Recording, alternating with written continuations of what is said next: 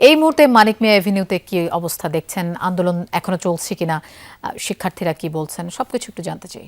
লোপা, আন্দোলন তো চলছেই এবং এই সংসদ ভবন মানিক মিয়া অ্যাভিনিউর এই এলাকাটি এখন শিক্ষার্থীদের দখলেই এবং এখানে যান চলাচলও বন্ধ করে দেওয়া হয়েছে কিছুটা সামনে। আমি চারপাশের দৃশ্য একটু দেখাতে চাই।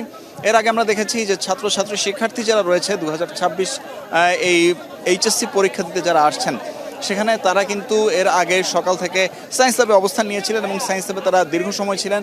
সায়েন্স ল্যাব থেকে শিক্ষার্থীদের কিছু অংশ পরবর্তীতে যান মাধ্যমিক ও উচ্চ মাধ্যমিক শিক্ষা বোর্ডে এবং সেখান থেকে পরবর্তীতে আবার তারা বেশ কিছুক্ষণ সময়ের জন্য সায়েন্স ল্যাবে আবার অবস্থান নেন এবং সেখানে অবস্থান নেওয়ার পর পরবর্তীতে শিক্ষার্থীদের তরফ থেকে কিন্তু জানানো হয় তাদের যে দাবিগুলো রয়েছে, যে চূড়ান্ত দাবি, সেই চূড়ান্ত দাবিগুলোর ব্যাপারে সর্বশেষ কয়েকটি যে দাবি রয়েছে সেগুলোর ব্যাপারে কিন্তু তারা জানায়।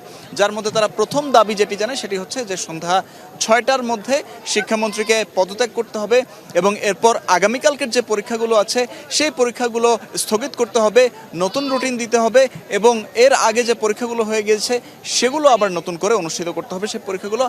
এছাড়াও এই পরীক্ষাকে আবার নতুন করে সর্বোপরি এই পরীক্ষাকে নতুন করে মূল্যায়ন করার ব্যাপারেও কিন্তু তখন দাবি জানায় শিক্ষার্থীরা।